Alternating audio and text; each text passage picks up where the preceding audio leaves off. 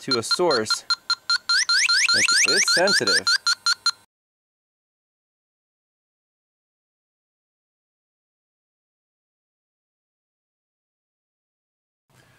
Good morning, everyone. Welcome back to Pine Hollow Auto Diagnostics. Today we have a 2009 Acura MDX, 108,000 miles.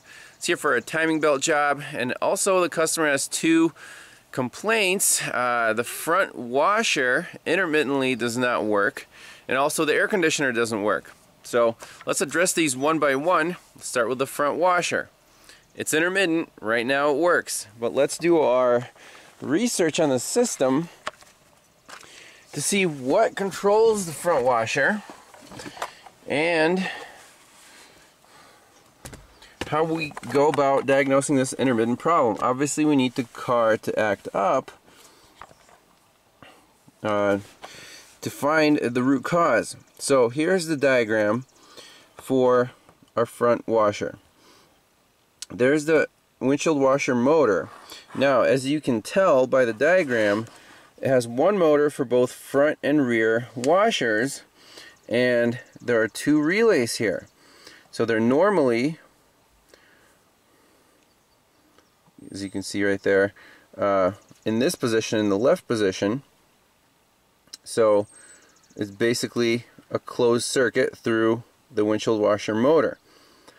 And that's the ground right there. So everything's grounded if you're not requesting the washer to work. When you request the washer to work, either the front or the rear washer motor relay flips to the right, and here we have, hot and runner start, a powered fuse. So you provide power to either one side of the motor or the other side. Depends on which way it's spinning. There's like a flow valve, and it'll send the washer fluid to the front or the rear window. So the rear washer, the owner said, always works. So the rear washer relay clicks on, current goes through here, and it sprays. Now he said sometimes when you pull the stock forward to enable the front washer, sometimes it does not work. So this relay, it's either not being commanded on, or the relay itself isn't flipping to the power and not spraying. So A, we need to make this car act up, and B, what are the controls? Where is the actual switch? Well, here it is, windshield washer switch, and let's see how it's wired in. So this actual switch has this light green wire, and that is B-CAN. It's communication wire going to our under dash fuse relay box. Then the relay box, when you request that washer command, here's our relay box again. There's a little control block, and that switches whichever relay you need.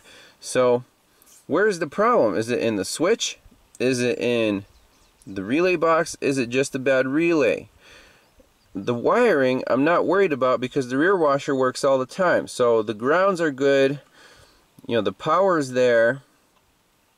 So we already know by the symptoms it's either going to be a relay problem or a control problem. So let's try it. It works fine, and the rear works fine at the moment. Let's scan this thing for code, since this is a smart, module controlled system. And all we have here is, the bad ABS code, control unit failure, current, that's not good. Driver motor mirror, horizontal sensor, assistance door mirror motor, horizontal sensor, abnormal battery voltage, lost communication between hands-free control module, that's an Acura thing, lost communication between HON information platform, control unit, and navigation unit. A whole bunch of TPMS codes, and that is it. So let's go into the appropriate module that controls this thing. So under hood fuse relay box is, I would think, is on the can. Let's just scroll through these things here. So these are the only modules we have here. Seaway sensor, air conditioning system, immobilizer. Let's look at BCM. I want to see if we can actually see the inputs from the switch. Let's just play with it.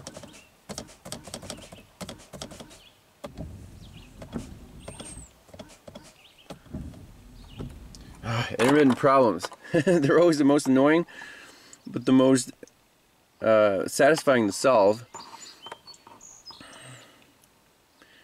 And here we don't have a wiper. Okay, let's look at, well, actuation test. Rear wiper washer, rear wiper motor. So let's say execute. Yep, so that works.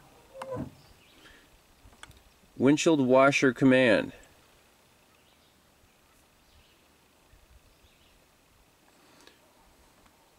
Execute.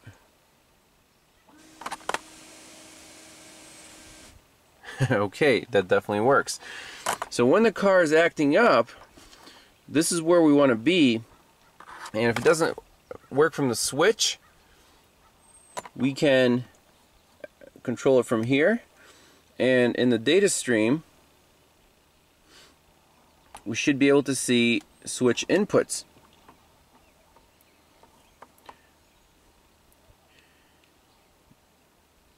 Right here, windshield washer motor command, and let's do rear command, windshield washer switch,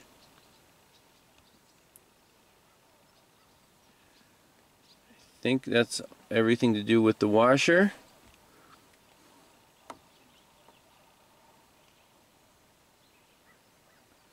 So let's try the rear,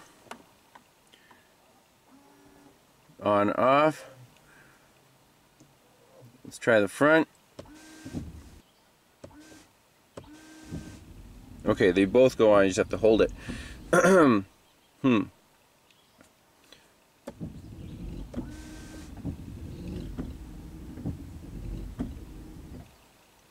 Okay, so when this car is acting up and the washer does not work, we want to try the switch, and if this says command is on, washer switch is on, and the washer does not spray, then we're suspecting a bad relay. Now in this case, if we can't get it to act up, we can swap the rear and the front relays around, and then if the customer complaint switches to, hey, my rear washer doesn't work, then yeah, you just need a new relay. But we can't really be 100% without having this thing fail. So that's it for the washer, and let's see where the air conditioner doesn't work. I'm going to turn on the AC. AC on.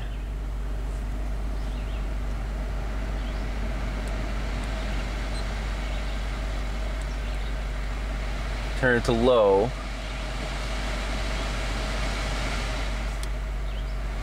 See if it blows cold.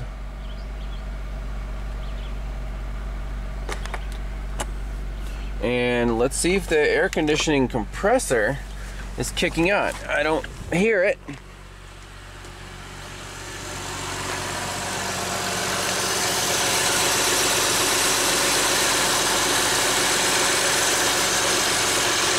It's definitely not spinning. So now we need to look up a diagram for what controls the air conditioning compressor. Again, is it a relay? I'm sure it's in there, but we have to know where it is and if the AC is being commanded on. One of the fastest things you can do, most effective when diagnosing air conditioning systems, is just hook up your manifold pressure gauges. And these are on, and we have nothing in the system. I mean, nothing. Okay. So what do we do now? Let's connect up a can of Freon, put some in the system, and see where it's leaking out. If there's nothing, that means there's a big leak somewhere. Okay, we have our can hooked up. Let's just open up the low side valve.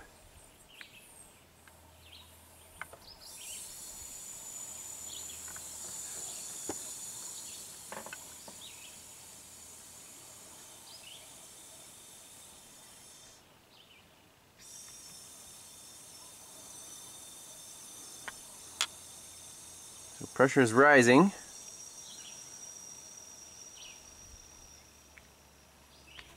Close off the system. I gotta look for the leak.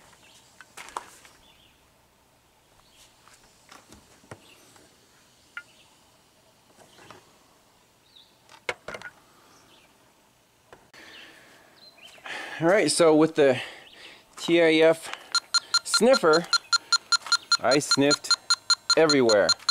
I mean, the pipes, all the lines, the AC condenser all the way. There are no wet spots. This thing has rear AC, so I checked the lines going, those guys there going to the rear air conditioner.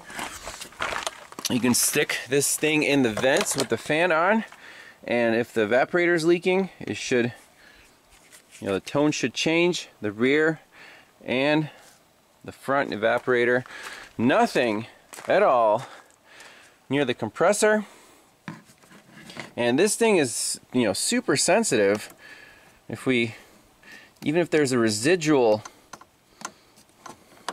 like, you know, the valves, they're not leaking, but with this thing, even if you get close to a source, like, it's sensitive. Doesn't mean there's a problem, it's just because there's a little residual freon left on there. But what I'm going to do now is connect everything, open up our valves, open these guys up, and turn on vacuum pump and see if this thing holds a vacuum. I'm going to have to talk to the customer because I don't know if anyone's been messing with this system or already evacuated it, or just open the valves or what, but it has zero pressure on it when we started. There should be a pretty substantial leak. If there's a small leak, you'll still have some residual pressure left in there. But this thing was empty, so I don't know if they already took it to someone to get it checked out or not. I'm going to draw a vacuum, let it sit for half an hour. And if that vacuum stays, then I don't know. I don't think we have any leaks in the system. I can't find any. I looked pretty, you know, looked everywhere. But over 10 years, and he said the system was kind of slowly losing performance. Over 10 years, you know, a little bit does leak out. If that's normal, maybe he just needs a recharge. So we'll talk to the customer and see what the history is on this vehicle. Well, it's been pulling the vacuum for like 10-15 minutes. Readings are good. That's, you know, as good of a vacuum as we're gonna get here at 1200 feet. So I'm gonna close off the valves, shut off our pump, release the vacuum here, and now these needles should not move. We'll let it sit here for an hour, and if the vacuum decays, then we'll know there's a leak somewhere. But so far I don't hear anything. If there was a big leak, you would see the needles just, you know, climb right back up to atmosphere, to 0 psi. So if there is a leak, it's quite small. So I called the customer up, asked him what the history was on the air conditioning system, and he said that, you know, they bought the car last year and the AC worked okay when it got warm, and then it just kind of quit working, and they took it to a local guy, and he said, your compressor's shot, you need a new compressor. However, the variable is, what if you discharge the system, you know, without doing any diagnostics and just left it like that, and now we're thinking there's a leak when there isn't a leak. So what we have to do now is, you know, let the vacuum sit for a while. It's not decaying, so I like that. There's no leaks. And charge it up and see if the system works. Listen to the compressor, make sure it's nice and quiet. You know, maybe the compressor is noisy, maybe it's worn out, but we can't tell without actually charging the system and running it. So that's the next step. So to charge the system, after pulling a vacuum, connect our bottle. Now this bottle isn't completely full, so we don't know how many ounces are in there. We just put it up on a scale. I'm starting at 10.2. Valve is open here. Crack this guy open just to purge the hose. Make sure there's all the hoses are the yellow ones filled with refrigerant. And just open up this valve and watch that number. And we're interested in, let's look at the capacity here. So recommended charge maximum is 22.9 ounces, minimum is 21.2. So we're aiming for about 22 ounces. Starting at 10.2. Open up this valve. You should see that number start to drop.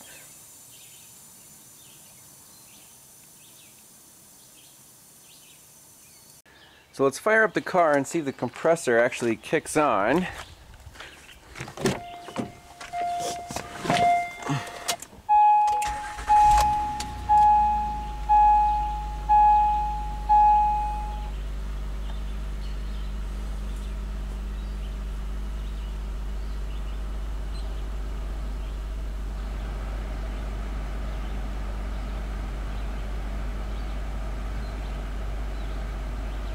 Not yet. System pressure might still be too low. I think it needs to get up to like 30 to do anything. And with these cans, you know, they get cold, the pressure drops, so just put them somewhere warm, let them warm up. That'll start to increase your system pressure. Hopefully the system will charge up and work. Okay, so the fans kicked on, but the compressor did not. I'm sure the command for the compressor is to kick on right now, but it's not coming on. Let's find the AC clutch relay and see if the command is there to kick on this clutch. If we're lucky, all this thing will need is a relay, so let's look up which one it is. So on service info, the second relay in the fuse box is the AC compressor clutch relay. Let's go there, pop it out, and see if we can energize this compressor manually, and then see if the control is there to turn the compressor on. Alright, here's the relay. The fat pins are the load side, and the gold skinny pins are the control side. On the control side, the light's on, so the computer wants this AC compressor on. If we shut off the system, our light's off.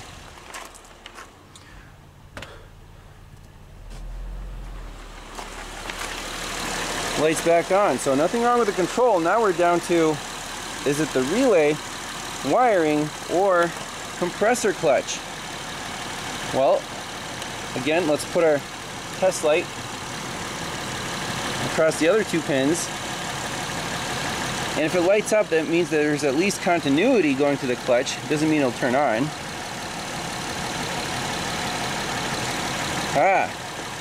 No continuity. That's not good.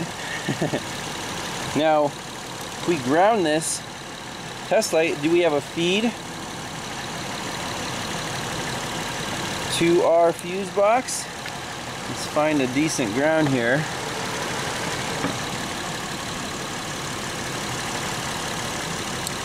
Might be the other one. Yes, so we have the feed. However, going down to the compressor clutch, there's no continuity. That's not a good thing. The clutch might be burned out, or it's a wiring problem. So we need to get down to the compressor, find that clutch connector, check down there. So I was trying to find the connector for this AC compressor clutch. You can kind of see it. So the wire, let's see, get a little light on there. You see the wire coming in, and then I was looking around like, where's the actual plug? Well, there's a plug just dangling here. Let's see if I can get it on camera. There it is, right by that pipe. Did someone unplug it?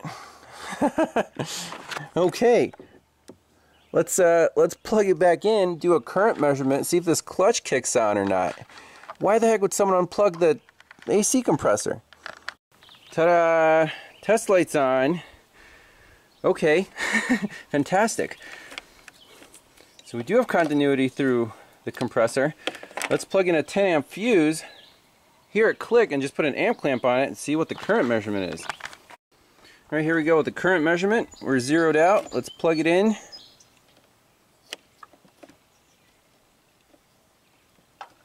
Yep, definitely heard it. 2.6 amps, nothing crazy there.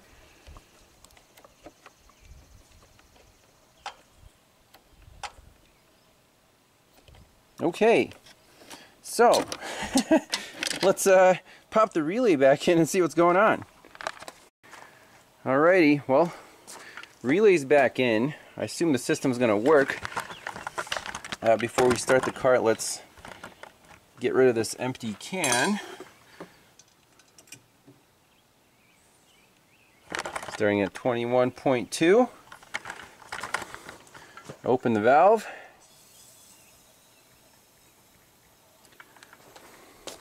See what happens.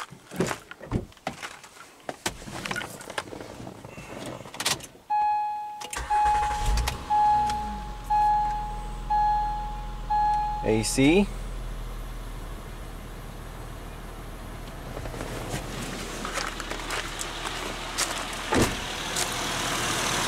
The compressor spinning down there. Sure is. You can tell by our pressures.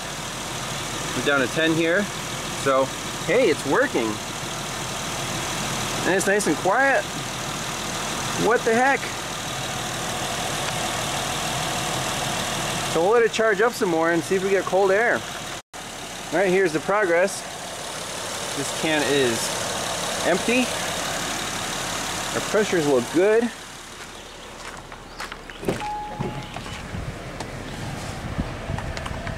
We're definitely getting cooler. I'm down at 62 degrees, so if we did 12 or 13 ounces so far, need to put in 10 more, and I don't know, everything sounds butter smooth. Alright, we're charging up with a second full can, and just a little easy math here.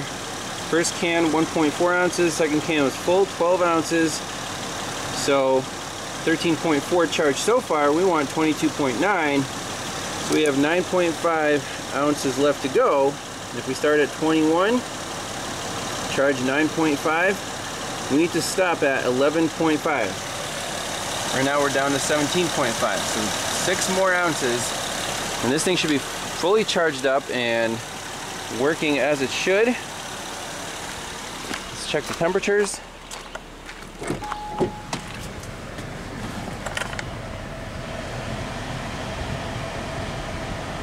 Both sides are getting cool.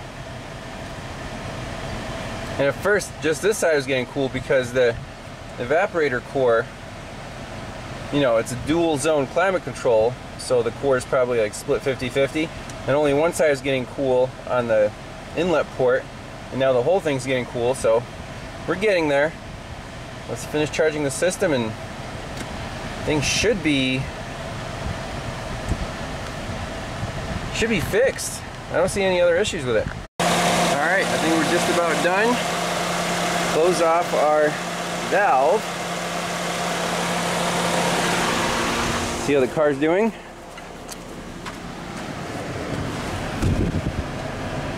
We're down in the 50s. Not bad. Again, standing here and idling, it won't be maximum efficiency. Rev it up a little bit. We're going to drop right into the 40s. Fahrenheit. It's about 10 Celsius.